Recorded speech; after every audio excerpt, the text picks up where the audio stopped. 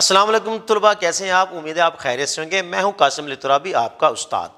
جیسے کہ عزیز بچوں، آپ جانتے ہیں کہ ہم جماعت سفتم کا اردو کے مطالعہ کر رہے ہیں، اور اس سلسلے میں ہم نے ان سے پہلی ویڈیو میں 10 اسباق کا مطالعہ بھی کیا اور ان کے مشقی سوالات بھی حل کیے تھے۔ امید ہے آپ نے سب کچھ جو ہے وہ اس کے مشقی سوالات اپنے بک پر جو ہے وہ لکھ لیے ہوں گے اور ان کا حل بھی کر لیا ہوگا تاکہ یاد کرنے میں آسانی رہے۔ آج ہم اس سلسلے کا 11واں چیپٹر یعنی سبق نمبر 11 پڑھیں گے، جس کا عنوان ہے محسن پاکستان۔ اس سبق میں مصنف نے ڈاکٹر عبدالقدیر خان کے بارے میں کچھ اہم معلومات دی ہیں۔ وہ کہاں پیدا ہوئے، کب پیدا ہوئے، انہیں تعلیم کہاں حاصل کی، کہاں پر انہوں نے جو ہے وہ ہجرت کے بعد شفٹ ہوئے، یعنی ان کے خاندان کراچی میں آ گیا، پھر انہوں نے گریجویشن کہاں پہ کی، انہوں نے جو ہے انٹر کہاں سے کیا، تو یہ سارا جو ہے ہم اس سبق میں پڑھیں گے۔ تو چلتے ہیں اپنے سبق محسن پاکستان کی طرف۔ محسن پاکستان۔ دنیا میں عظیم شخصیات روز روز پیدا نہیں ہوتی، برسوں، عشروں یا صدیوں کے بعد ایسی نابغہ روزگار شخصیات کرۂ ارض پر جنم لیتی ہیں جو اپنے ملک اور اپنی قوم کو عظمت اور بلندیاں عطا کرتی ہیں۔ ڈاکٹر عبدالقدیر خان بھی ایک ایسی شخصیت تھے جنہوں نے پاکستان کو دنیا کے ایٹمی طاقت کے حامل ممالک کی فہرست میں لا کھڑا کیا۔ ان کی بدولت پاکستان ایٹمی طاقت رکھنے والا پہلا اسلامی ملک بن گیا۔ ڈاکٹر عبدالقدیر خان پاکستان بننے سے قبل 1 اپریل 1936 میں متحدہ ہندوستان کی ریاست بھوپال میں ایک معزز پختون گھرانے میں پیدا ہوئے۔ آپ کے والد کا نام عبدالغفور تھا، جو کہ ایک معلم تھے اور وزارت تعلیم میں بھی خدمات انجام دے چکے تھے۔ ڈاکٹر صاحب کی والدہ بھی پختون نسل سے تعلق رکھتی تھیں، وہ دینی افکار کی حامل ایک گھریلو خاتون تھیں۔ ڈاکٹر عبدالقدیر خان نے زندگی بھر مذہب سے جس طرح اپنا تعلق قائم رکھا، اس میں ان کے والدین بالخصوص ان کی والدہ مرحومہ کا بڑا اہم کردار۔ آپ نے ابتدائی تعلیم بھوپال کے مقامی اسکول سے ہی حاصل کی۔ آپ کی عمر ابھی 11 برس ہی تھی کہ ہندوستان اور پاکستان دو الگ الگ آزاد ممالک بن گئے۔ آپ نے بھوپال سے میٹرک پاس کیا اور 1952 میں بھوپال میں سے ہجرت کر کے پاکستان آ گئے۔ یہاں آ کر آپ کا خاندان بہت سارے رشتہ داروں کے ساتھ کراچی میں آباد ہو گیا۔ آپ کے والد چونکہ خود معلم تھے اور تعلیم کی اہمیت سے بخوبی آگاہ تھے، اس لیے انہوں نے اپنے بیٹے کو ڈی جے سائنس کالج میں داخل کروا دیا۔ عبدالقدیر خان محنتی طالب علم تھے۔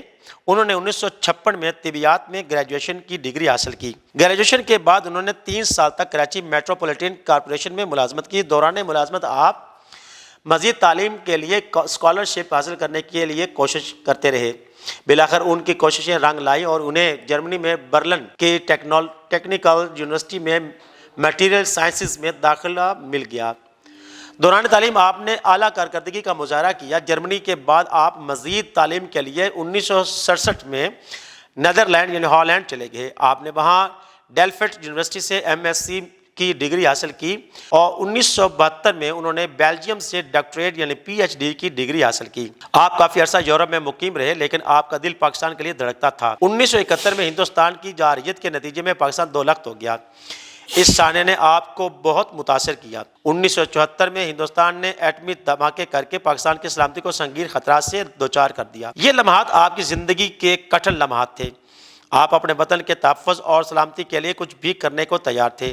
اسی دوران اس وقت کے وزیر اعظم ذوالفقار علی بھٹو نے انہیں پاکستان کی خدمت کرنے کا مشورہ دیا۔ ڈاکٹر عبدالقدیر خان تو کب سے اس موقع کے منتظر تھے۔ وہ یورپ کی پرتعیش زندگی چھوڑ کر پاکستان منتقل ہو گئے۔ اس وقت پاکستان سائنس اور ٹیکنالوجی کے میدان میں باقی دنیا سے بہت پیچھے تھا۔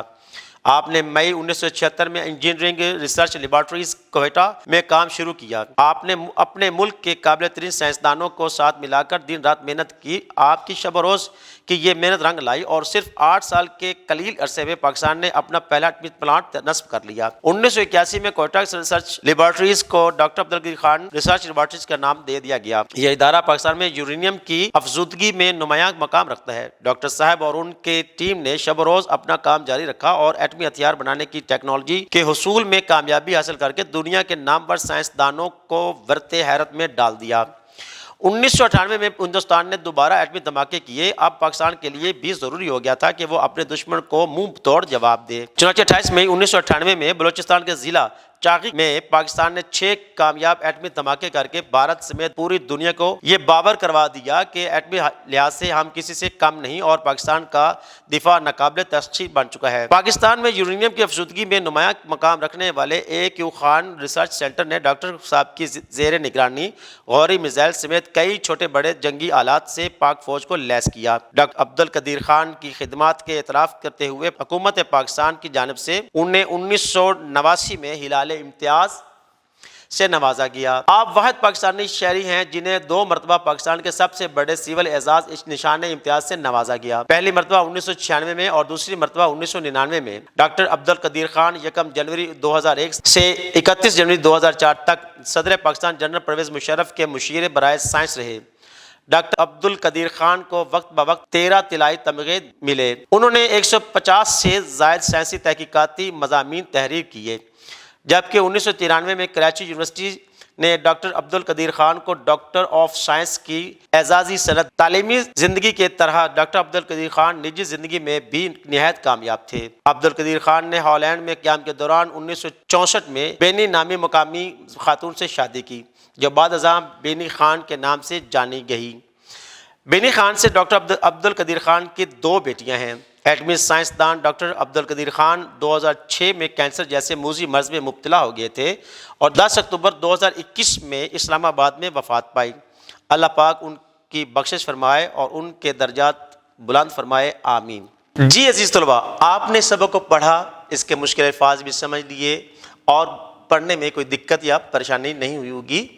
اب ہم ایک نئی ویڈیو میں ملیں گے اس سبق کی مشق کے ساتھ۔ تب تک کے لیے اجازت دیجیے، اپنا خیال رکھیے، اللہ حافظ۔